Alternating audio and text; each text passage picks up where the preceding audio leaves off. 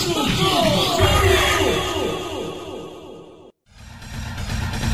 are vastly superior to humans. You know it to be true, so do not resist us. Coming to you live by a tape-delayed basis by means of digital distribution. This is Extreme Hardcore Nerds. Here are your hosts.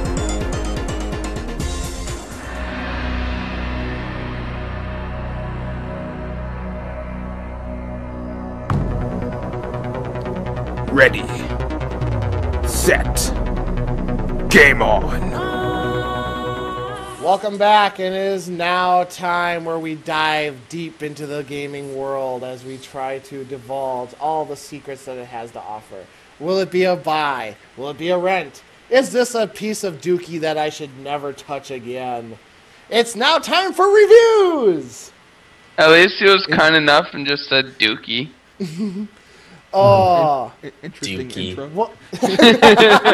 That's what I was hoping for. Pure dookie. We have one game up for review this week, and Gunnar, you have been nice enough to review it for us. It is the snowboarding return of SSX. So with that, what are your thoughts? Yes, SSX, a return to the classic franchise that most of us have played. For those of you that don't know, SSX stands for Snowboarding, Surfing, and Motocross. Don't get your hopes up too much because this is only snowboarding. I have no idea why they call it that, but I played it on the 360, and there is a story. If you're familiar with it, your team SSX, and you're a group of snowboarders who go to the extreme to various mountains. In this one, it's your team SSX versus one of your former team members, Griff, and you're trying to race down the 9 deadly descents. You have a cast of about 9 or 10 characters, I believe. The main character, Zoe, one of the co-founders, is the one you'll be playing a majority of the time. And then each of the 9 descents has a different trope to do with snowboarding, such as thin air on one of them, where you have to use an oxygen tank, otherwise your screen fills up. Another one like solar panel, where you have solar panels on your back, and if you're in the shadows for too long, your screen freezes over. Darkness, where you're going to have to use a flashlight. And then there's some ones that are better implemented, like rocky area, where you got to have a bit more of armor, and it's easier to crash and die. There's this really cool flying squirrel suit that you get, where you have to go off jumps and fly around. But anyways, the plot of the game is basically a Kickstarter campaign. The team can't really afford to go around anymore, so they thought, hey, we'll broadcast it on TV, and then people can pay to watch it. So you and your team go around to these 9 deadly descents, and when you get there, it breaks down into a level. The main character, Zoe, will race against whoever's going to be racing down that descent for that level.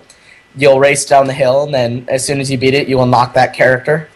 From there, you'll pick up on that character, and you'll go through a couple various levels, getting used to the type of trope for that area.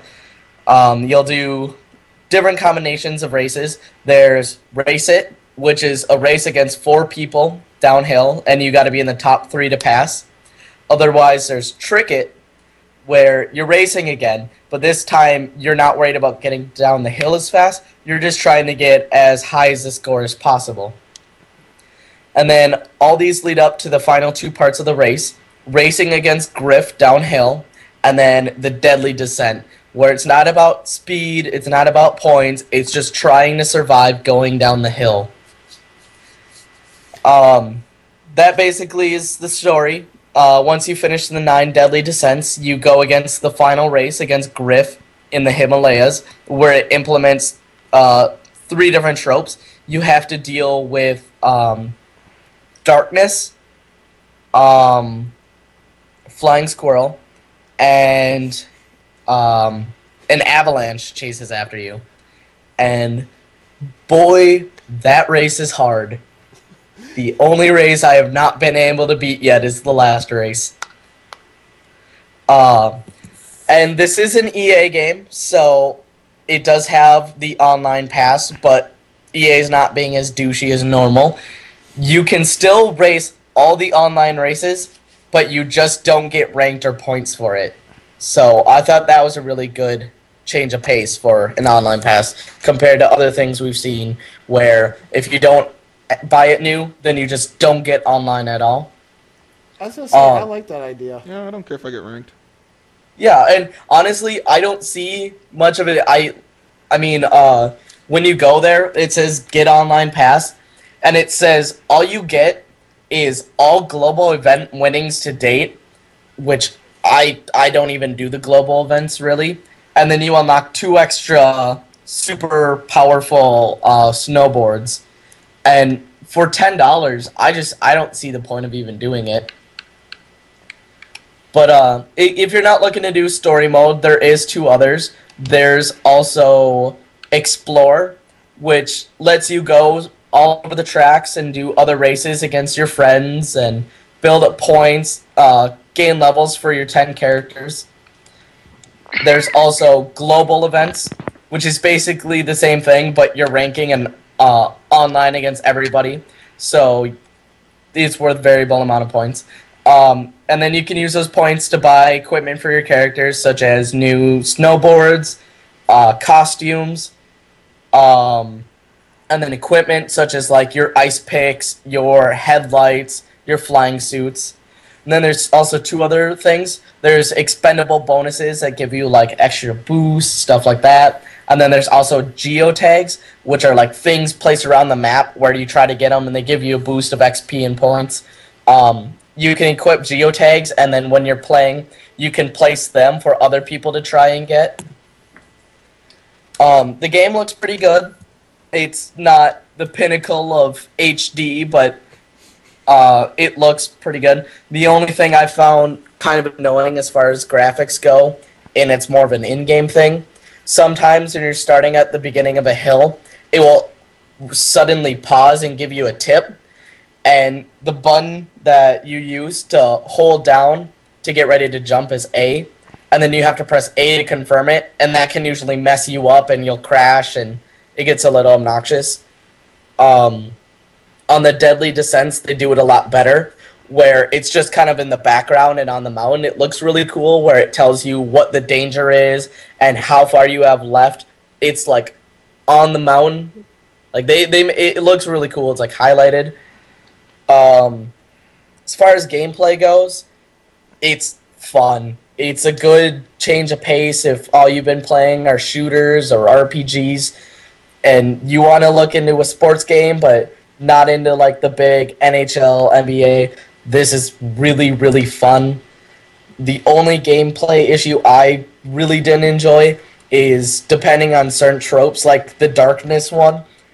You really can't see anything, so it's really unenjoyable, and I felt it really took away from the game. But the ones like the flying suit, that's really fun. The ice pick's fun. This is just great snowboarding, reminiscent of the old Tony Hawk game. You're just trying to go down the hill. You're doing crazy, ridiculous jumps. When you do work up enough points, you go into tricky mode, and then you get extra boost, and then if you fill up your tricky meter, you get unlimited boost, your multiplier goes up a lot, and it starts playing the tricky song. Oh God. Yeah, I don't know what his real name is, but it's like rock around you, rock around. It's tricky. Yeah, it's tricky. Oh, yeah, sorry I don't know the words, such but sweet melodies. I'm sure you've all heard the song. And then when you're about to run out of tricky, it mixes your song with the song playing in the background. So that's a really good way. And then the settings, they call it WriterNet, which are accessible. It shows everyone on your friends list that's been playing in where they rank. Your badges, which are like your in-game achievements. Another cool thing, I know this story's been brought up a while ago, but this is the first time I've seen it where the game manual is in the game. And I thought that's really cool because not only are you being green, saving paper, but now I have the manual accessible at any time. last thing I really have about it, SSX, the music track. If you like dubstep, this is the game for you. It's all electronic music. One setting I really enjoy is you can choose what songs you want to hear and what songs you don't want to hear by going into your RiderNet menu. You can select, of the list of songs, you can select which ones you want, and then it will just shuffle through those songs. But it also allows you to personalize your music by adding your own playlist from the music you have on your Xbox. So, it's a cool game. Kind of short. I was able to the final race in about 10 hours. Replayability, there's some in there. I mean, if you're looking for more and more maps, it's not really there. But if you're looking to re-race down the hills, I mean, I've gone down the same hill 4 or 5 times, and I'm still not bored of it, trying to top my own high scores. Kind of reminiscent of that arcade style. So it sounds a lot like Tony Hawk again. Yeah, I mean, it's something that's been away for a while, and I think it was really needed. Do I think it's worth $60? No. So that's why I'm giving this score of a buy it, but wait for it to drop in price. I'd say this is more worth about the $30 range. At least go out and give this a rent. Definitely try this, see if it's something you're interested in, and then wait for it to go down in price. It was fun. It was worth the $6 I paid for rent, and if I do find it at a good price, maybe used, I will be picking this up. Did you say 10 hours to get to the last mission? What's that? You said 10 hours to get to the last ride? Yeah, that's how long it took me. Okay. I gotta check standards. I'd say that ain't bad for just kind of like. Which style did you play as for controller? Did you use skate styles or did you use old school button? I'm not sure which one I used. I know in the beginning it asked you if you want to use buttons or the right stick. Yeah. I used buttons. Okay, so you but got classic. It seemed like when you're in the game, you could use both because I know I would accidentally bump the right stick and I would do something. So. Okay. Have you guys played SSX before? Yep. Any of the older versions? Older versions, Dreamcast days. Yeah. Yep. And I played the demo for this one. Yeah, I know you said the demo, it felt a little too loose for you. Just at least on the controller, I didn't try the buttons. Yeah, I don't know if it was the way you had your controller set up or if it's just a demo. I never had a problem with it. I never felt the controls were too wanky or uncontrollable. I mean, it's a solid game. It's short and, I mean, compared to other games, I know we're not supposed to be comparing them like a commodity where I'm paying this X amount of money for this X amount of hours. If you like snowboarding, you like sports game, a lot of people will find this worth the $60. Just for a lot of other people, I'd say this is good. Just wait. I think $30, $40 is a lot better price range for this game. Okay. 10 hours doesn't sound too bad. That sounds about the amount of time I'd be able to spend on a snowboarding game before I completely Yeah, it's about out of the my average mind. time. Yeah. So, very cool. Very cool. There you have it. Our review of SSX. Do you like our new review scale? Do you hate it? If so, say something in the comments. Let us know. Yes, trying something new. Refer it all to Andrew. Yes, because it's all my fault. So, I didn't say that. with all that having been said, that does bring this edition of the Extreme Hardcore Nerds podcast to a close. But wait until next week. 2 big game reviews. Of course, we refer to Street Fighter Cross Tekken and probably What was that? our roundtable discussion of Mass Effect 3. Gunner, can you hear me? Yeah, I can hear you, Garrett. Hold on. Okay. So, with all that and so much more to bring you next week, I have been your host, your all-knowing exalted one, your king of kings, Andy Kruger, and along with me this week. You're so stealing, truck driving, all-around little companion. Dark Reaper Stephen Creighton. And with us on Skype this week, Chip Eater. This is where you speak now. Gunner. And Garrett. Yeah, those guys that aren't talking anymore. So, with that, peace! Bye, folks.